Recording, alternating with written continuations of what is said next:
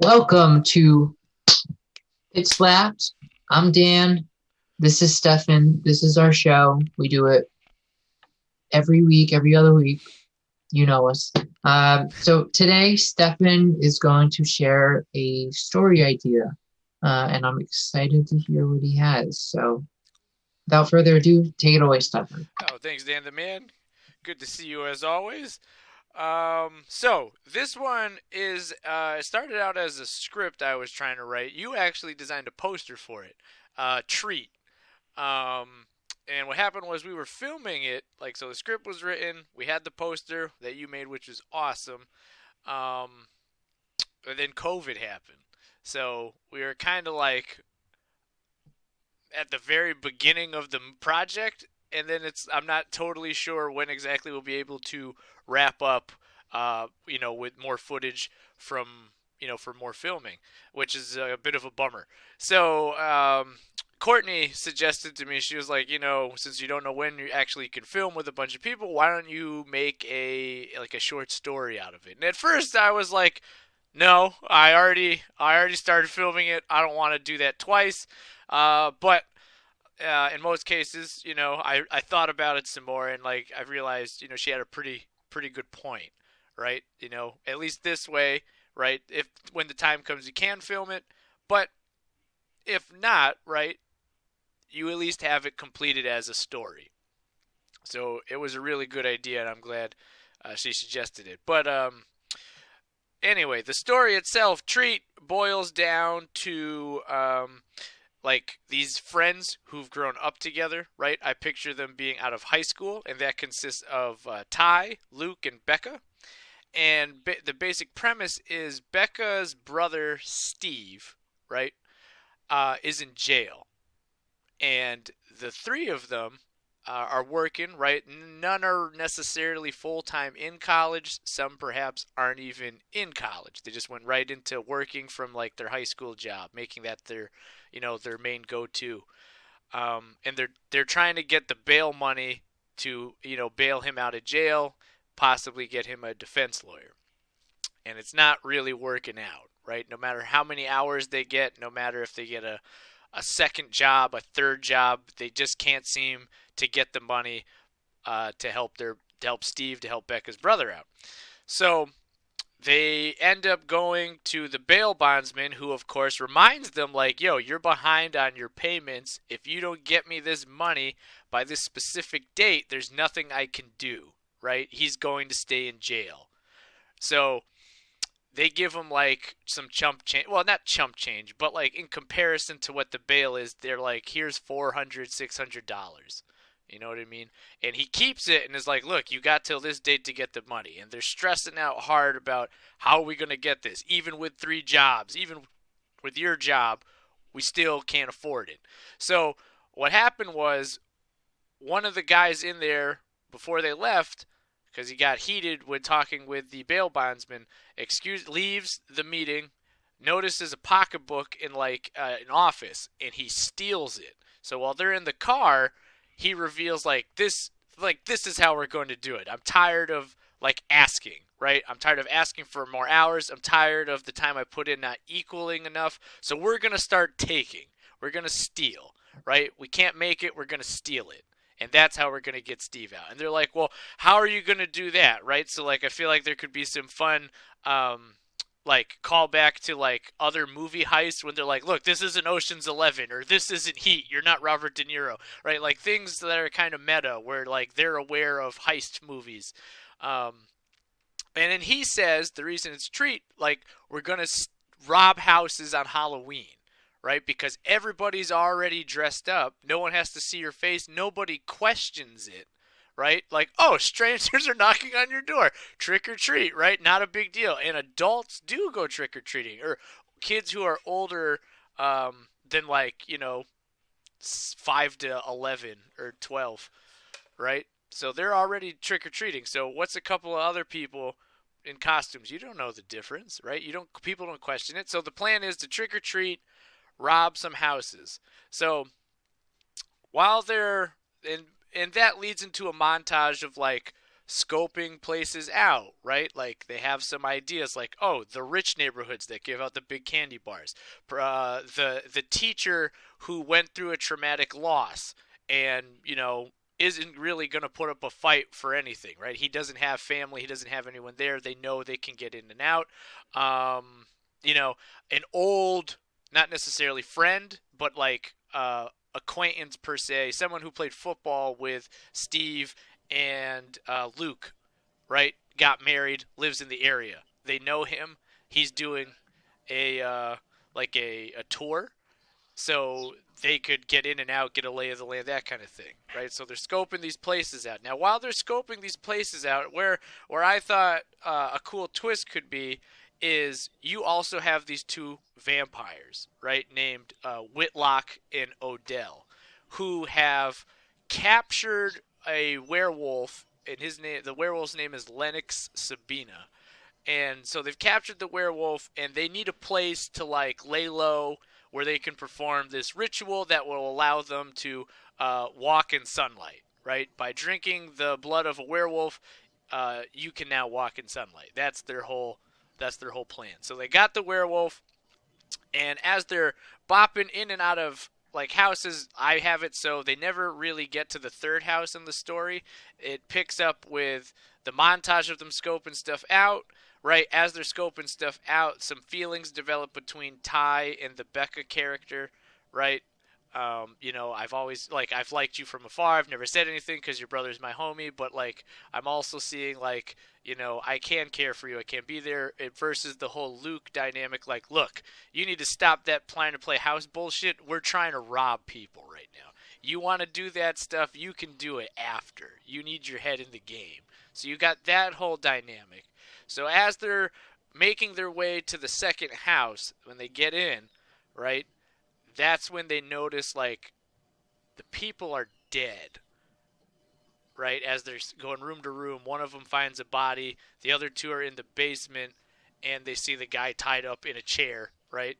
So it's like some crazy stuff. Like Lennox is tied up in chains on like a metal chair in a kiddie pool with like tubes, right? Because they're trying to drain his blood. So they stumble upon that. Then it becomes like a cat and mouse thing with the vampires. And, the vampires snag like Ty or Luke or Becca. They, right, part of the gang gets grabbed and they're in the basement. And basically they realize we need to free this guy, this werewolf, to help us kill these vampires. And ultimately that's how it does end. They free the werewolf, they free Lennox. He murders the vampires, and then Lennox, at the end, runs out the door and turns into a man in like the middle of the front lawn. And then they look at each other and they're like, now what? And they're like, take everything. And they go back to robbing the house. And then that's the end of the story. Mm-hmm. Like, I already have my cast of who I cast people as. So, like, I had the bail bondsman was my dad. The character of Ty was Dave. Luke was Sam. Courtney was Becca.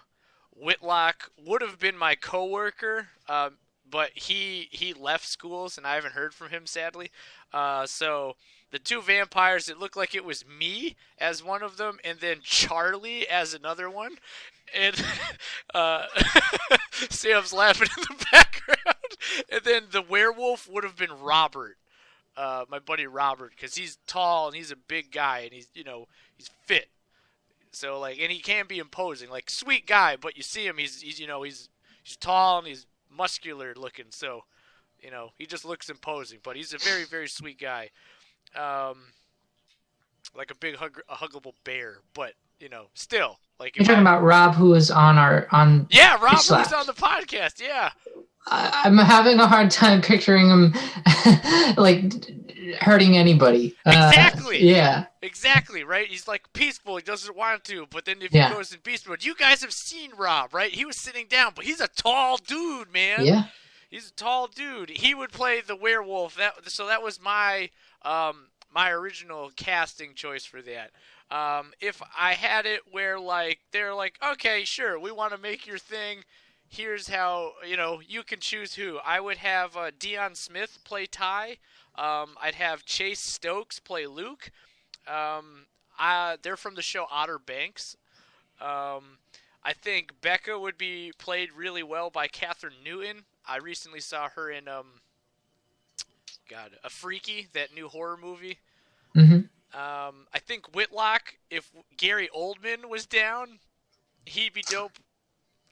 Or Ed Harris, I think he also would be good.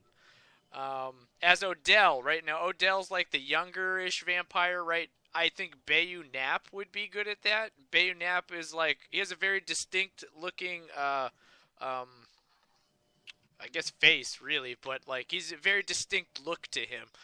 He was the bad guy in the new Death Wish film. He was also in this new film called American Skin.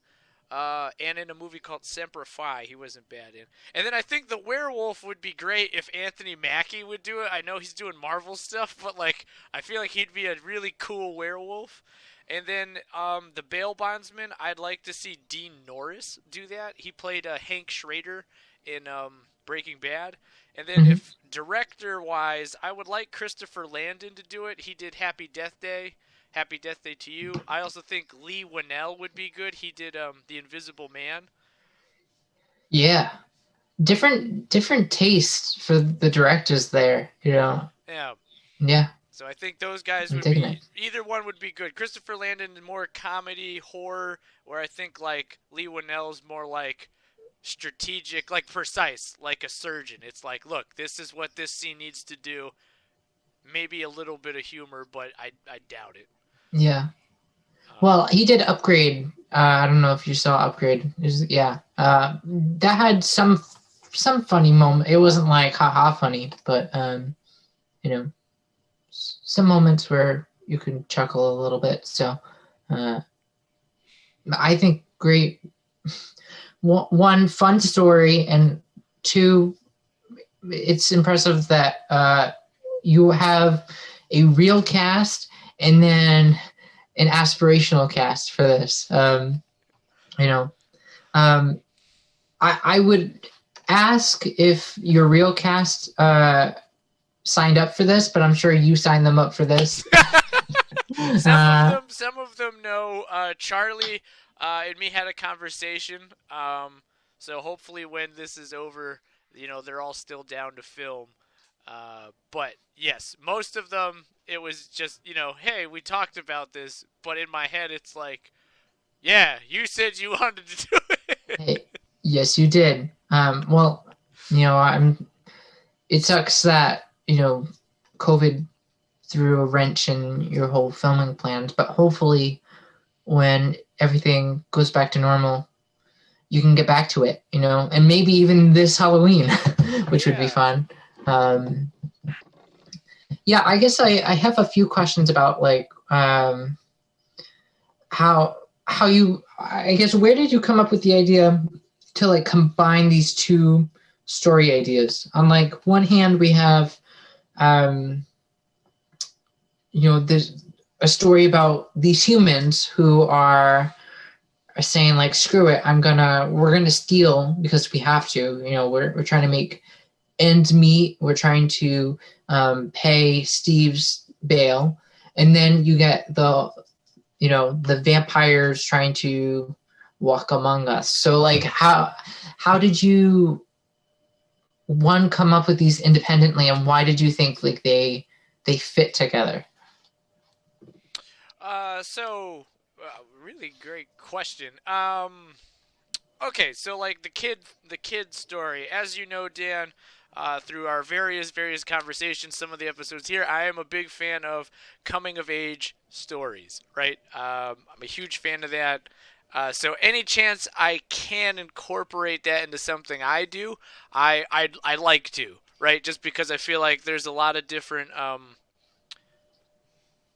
I guess I feel like that specific genre has more range for the characters, right? Mm-hmm. Where not that like adult characters can't be like really well fleshed out and be not like more than one note. I just feel like teenagers, right? People on the cusp of adulthood, kids even per se, right? They have a lot of range, right? They might be feeling one way about something. They might be dealing with like something that might not be considered as detrimental or important, like, oh, you have a crush on this girl. while we're trying to work on a heist. So it's like the I don't want to say little things, but these things that perhaps the adult world doesn't consider important, going on in the back of their heads. And I think that stuff is very interesting and perhaps doesn't get enough credit than it does, right? Because at one point in time, everybody had the same concerns these guys did, So um, I wanted to write something where I, had these kind of similar character dynamics, like I wrote Boombox, it's about, kids trying to get to a party who end up entangling with some bank robbers, right? When I wrote, um, Thoughts That Make My Feet Hurt, right? It's about a young man trying to navigate Hollywood, and he has a crush on his co-star, so it's like it's just something I feel comfortable with. It's a space I know I can occupy and play around with. So I guess that's why with that. At the time, I was watching a lot of Stranger Things. Really, yeah, I was watching a lot of Stranger Things, and basically it's just like, yeah, yeah. I wish I had a more thought out answer, but I was watching Stranger Things, and I was like, I want to write something with like more like a group of kids, and they fight a monster of some kind. And I'm a big fan of the Hugh Jackman film. Me and Sam both are big fans of the Hugh Jackman film Van Helsing, where the climax of like, oh, how do you kill a vampire? You need a werewolf to kill a vampire. So it was like, yeah, that seems real cool. And then like the whole Blade mythos, right? Like he's the Daywalker. Well, it's like, what are they able to do when they're not werewolves that vampires can't do, even though they're vampires? And it's like, walk in the daylight, right? You could be a werewolf. Nobody would know the latter. You know what I mean? Don't tell nobody. Uh, so if they drink their blood, perhaps they could walk in the day. It just seemed like something cool. But also, I thought it would be like a fun horror twist that I haven't seen before, right? So it'd be like my attempt at making, a monster movie. Like, have you seen the movie The Monster Squad? That's another film that like was a big inspiration on this. The Monster Squad is basically, it's like Stranger Things, but it was made like in the 80s. Right, so it was made in the 80s, possibly earlier, but it focused on these kids who had to fight essentially the universal monsters, right? Like the creature from the Black Lagoon, the Mummy, Frankenstein, the werewolf, and Dracula. And it, Yeah. just if how I could do that in a way that appealed to me. I like heists. I like werewolves.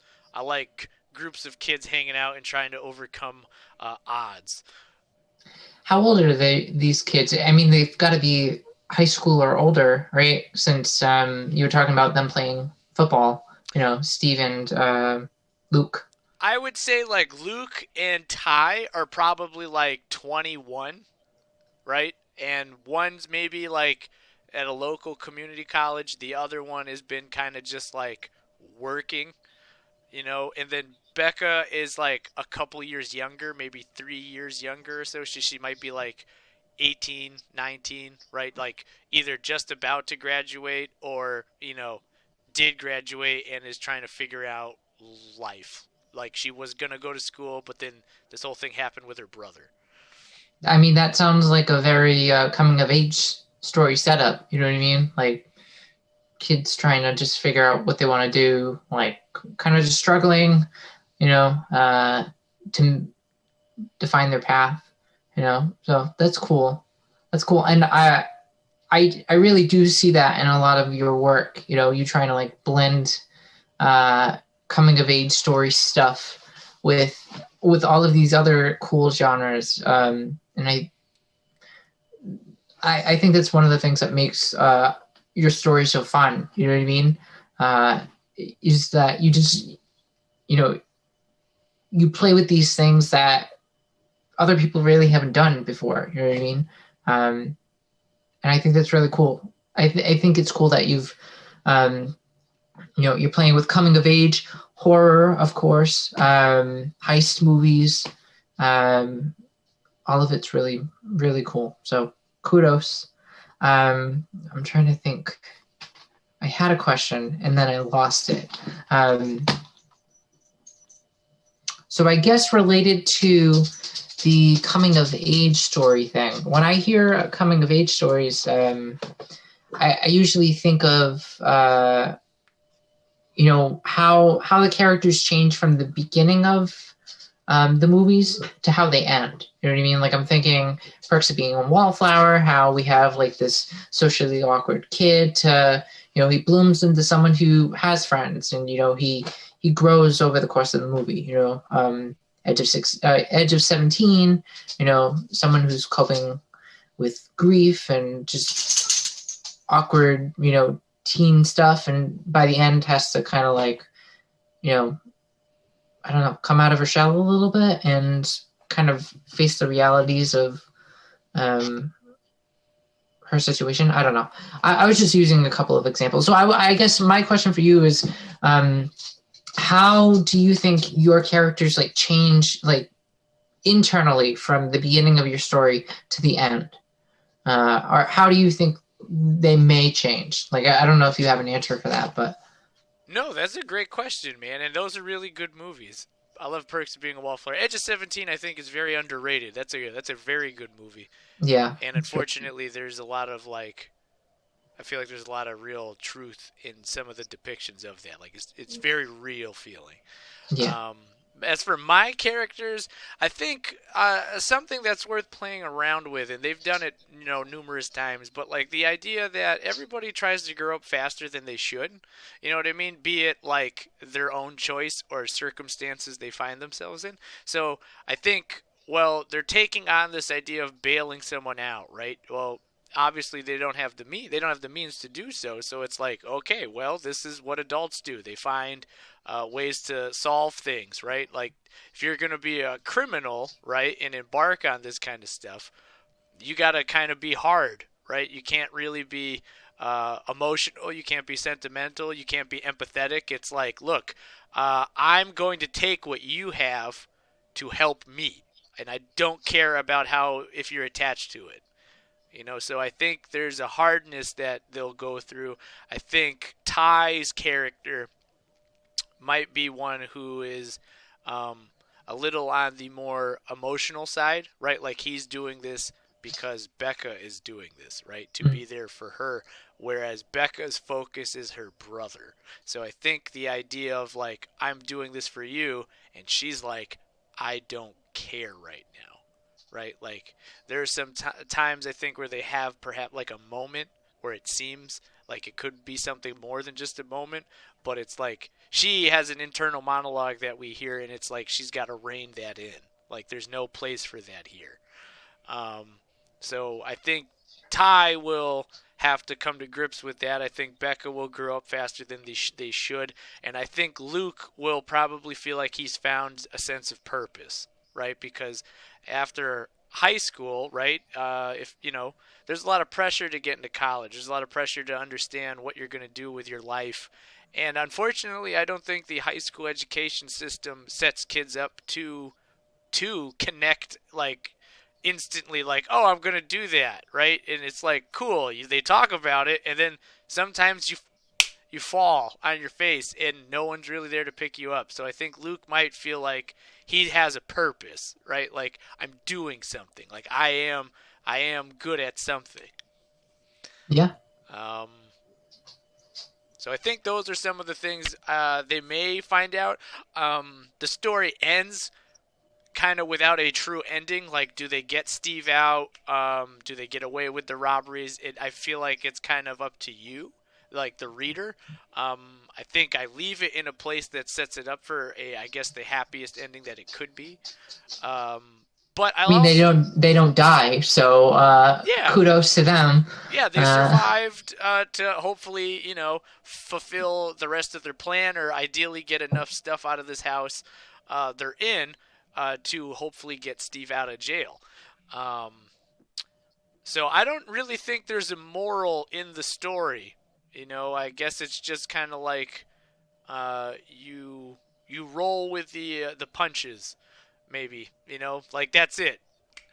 you're gonna roll with things you don't want to deal with, but you deal with it. So I guess that's like maybe that's the moral. Yeah. But they don't learn anything. Well, I guess I can imagine like after everything is done, like you said, the werewolf Lennox, like he sprints out of the house, becomes a man again. They have like that awkward moment where it's like, you know, did that just happen? And then they go back to like um, taking stuff from the house, like, you know. So I imagine that moment is going to be kind of important for your story. You know what I mean? Because like they did go through something that's not a normal thing. You know what I mean? So it's going to be like, well, that was crazy. That was crazy. Let's not mention this again. Let's stay on the. I mean, it literally like derails their whole quest. You know what I mean? For a second. So like, how do you reconfigure from that moment? So. I think that's interesting. And I don't think they have to learn anything. You know what I mean? I was just with coming of age stories. I think many of them end in some sort of positive change for the characters, but I don't think that's the case in your story per se. I think it ends in a place that's neutral to maybe negative. You know what I mean? Because they, if they haven't learned anything, they're still going to go down that path of stealing and, trying to get ahead of everyone else by taking what others have. So, yeah, I don't know if, that's what you intended, but I kind of like that. It's kind of a dark ending. Even though you said like they don't die, it ends it probably as happy as it will, like on a plot level. I think on like an emotional experience, like I kind of feel bad. You know what I mean? Like, oh crap! Like they have to basically continue. My dog is telling me to shut up. I will. Yeah. No worries, but yeah, no, I think you hit it right when you said like that is like thinking about the ending, right? Perhaps Ty and Becca are looking at it and looking at Lennox become a man, and then Luke is busy stuffing stuff in a bag, and it's like, why are you wasting time, right? Start packing shit up, like that kind of thing. So no, I think it ends like the happiest way it possibly can, while also still keeping them on, like trying to get back on the rails for their quest, right? Trying to finish the night with something to show for it. Yeah, I totally agree. I'm sorry to do this stuff, and I gotta check up on my dog. Yeah, no So, problem, man. I will be back. All right, homeboy. Well, do you have any questions for me about Treat? Anything that I didn't mention that you have questions about? Yeah, actually, so like for somebody who does write, like you have written horror, right? Not specifically horror, but thrillers, right? Various things that are in some way scary, right? Or thrilling. So I guess, Dan, in writing like action moments, right? Like, how do you make that like fluid? Like not saying like, oh, and then the door slammed, you know what I mean? But making it sound like, oh, I can picture this, right? Like if is what I'm asking, am I doing an okay job of trying to explain what I'm asking? Go into it a little bit more. So like, Maybe it'll come to me. how as do you find it? What technique or what advice would you have for writing about like actions like within the setting or of the character, right? Like so, like utilizing a staircase or a door or something falling, right? How would you make that seem fluid without like overstating it? Like, oh, as he walked up the stairs, the light I don't know, Flickered. flickered, right? Like, not that that sounds bad, but that doesn't necessarily, like, I don't know, that doesn't seem scary Yeah. or thrilling, you know? Or how do you make it so your villain, not villain, but like whatever it is, right? Um, is at the forefront of somebody's thought, but you're not like just saying, "Oh yeah, then it did this and it did that," right? Like, how do you make it scary without necessarily making it scary? That is a great question. I don't know if I am the person to go to here. But I guess one thing that you may consider while writing is just um, playing with expectations. You know what I mean? So if you're walking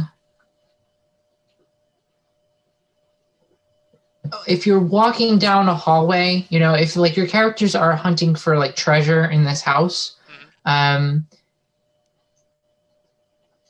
maybe you could write about what they're hoping to find. You know what I mean? Like behind this door could be a number of things, and I had hoped, you know, I hoped it was something, you know, that we could pawn off to some local jewelry shop so we can get money for my brother's bail. I mean, that's kind of drawn out. But then, like, when you open the door, I mean, you said there are dead bodies in there. You know what I Yes. mean? So when you open the door, when I open the door,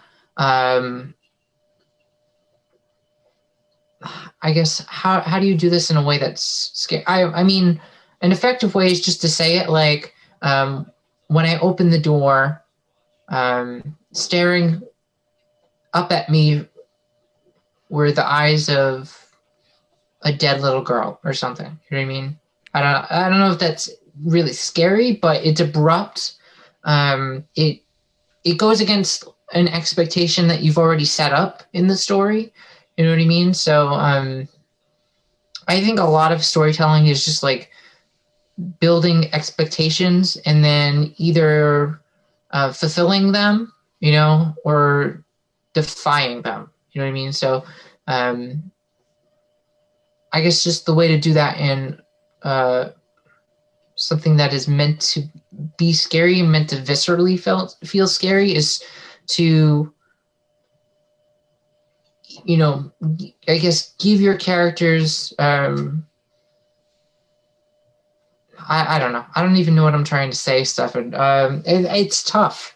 It's tough. I got to say, a lot of the stuff that I hope while writing is scary, you know, while reading it back is not scary, you know. And some of it comes down to giving the giving too much information. You know what I mean? Because I often think when I'm writing and editing my work, the less information I give about the scare, the better. You know what I mean? You know, like things in the dark are inherently scary, I feel like, because you don't know what's there. You know what I mean? So I guess in this context with the vampires, it sounds like you have pretty established vampires, and if you're trying to make the vampires scary, you either have to show them doing truly horrific stuff, which I mean is pretty scary, you know, like if they're literally like ripping, you know, people to shreds, you know, which it doesn't sound like that's part of your story, but like if they witness the vampires like feasting on one of the bodies in the house, Oh. that sounds scary. You know, that would be scary to like open the door and be like, have like two hissing creatures, you know, man-like creatures hovering over a dead kid's body. And, you know, so I don't know. I don't have clear instructions for you, Steph. I wish I did. But that is a great question. That is the question. So, Well, no, man, I appreciate your answer. There is a lot of good stuff there, right? The idea of like, um, I guess like you said, building up someone's expectations, right? Their hopes, right? Like why you're doing this, how you're doing this, with the things you keep in the back of your head, right? So channel into that internal thought you're talking about, and then you crush it, right? You build it up to your audience, and then you destroy it. So, right, then they feel sad for the character and possibly themselves. And so I think that's great, and I think that there are people like Luke, maybe not Luke so much, but Ty and Becca, I think definitely could be, very good victims for that. Mhm. And I think how you just described, if you're cool with it, I'm definitely going to use that body with the vampires eating them. Yeah. All right. I think what's challenging about writing horror, as opposed to like making a movie, is that with a movie, like a lot of the horror comes from one, the sound. Like if you Yeah. watch a horror movie without the music, like half the time it's not scary. Um, so you have all of these other elements in movies that help build the suspense, help build that tension. And you kind of have to do that work as the writer. So one way to do it is just to like build up expectations. I'm thinking it's not really a novel idea, but like if you're building this expectation about like what's behind this door, and you have like this character ruminating on it, like, oh my god, it could be X, it could be Y, it could be Z, and then when they open the door, like maybe it's a pleasant surprise. You know what I mean? They're like, oh, it wasn't that bad, and then they find something that's like 10 times worse than they originally thought. Um, that I find those moments where you have like a false sense of relief followed by like something truly horrific. Those moments where you go from those emotions really quickly, I think are pretty scary. You know, I'm thinking. I don't know if you've seen the Insidious movie, Stefan. Um, The first two. Yeah, well, there's a moment in I think the first one where Rose Byrne is like running up the staircase. She's like she hears something on the baby monitor. She's like running up the staircase and she goes into the room and she finds that the baby's fine in the crib. She's like, oh my god, that's a relief. And then she looks up and then like outside the window is like literally a face. You know what I mean? So like, it built up that terror, oh my God, something's in my baby's room. She gets there, the baby seems fine. She turns around, something scary. You know what I mean? So and it's a little different doing it in movies than in books, but just something to think about. No, I don't know. absolutely, man. I like that false sense of relief, right? Building up to destroy, right? Picturing something bad, then showing them something they didn't think of that's awful. No, all that stuff's really helpful, man. I appreciate that, and I agree with you. I think the idea of having to use words rather than just images and movements is far more difficult. Words are way trickier. Um, Especially, horror is not necessarily my strong suit, by any means. I like horror a lot. I enjoy, monster movies and, late night flick, but um, writing it's definitely not something, I normally try to do. But, um, you know, Maybe this is a question, Stefan. Maybe this is a question for an experienced writer that both you and I know. Her name. She's a loyal fan of the show. yes, yes. Her name is Cassandra Raposo. Cassandra, if you're watching, and we know that you eventually will, or at least we hope you will, please answer Stefan's question. Also, Stefan told me to call you out in this episode, so that was just one. That was just a perfect segue. So we hope you join and get pitch slapped with us. We'd love to have you on. Yes, Cassandra, join us. Do it. But Dan, thank you very much for your insight on this, man, and I definitely will be attempting that. presently with Treat, I think I am on page 11, but I haven't touched it since February. However, I plan on finishing it. Is one of those things that's like it needs to get done. You know what I mean? It really needs to get done. So that'll be done, and so I'll be sending you updates and any pointers or suggestions. That'd be Yeah, more than helpful. I always love reading your stuff, Stefan. Thanks, Send buddy. it my way.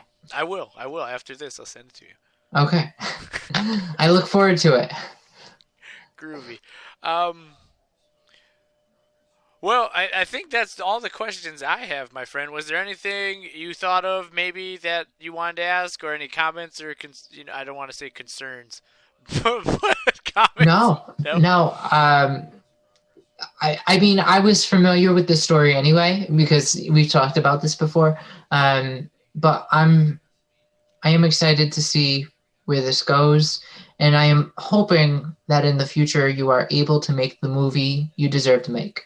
I appreciate that. Real quick, I have one last thing. I want to show you some art Dan did for the movie. Real quick. Is that okay with you? I should. Yeah, that's fine. That's okay. fine. All right. Yeah. Super talented, man. I can't wait to have this on my wall. Thank you, Stefan. It's okay, art. It's not. It's not great.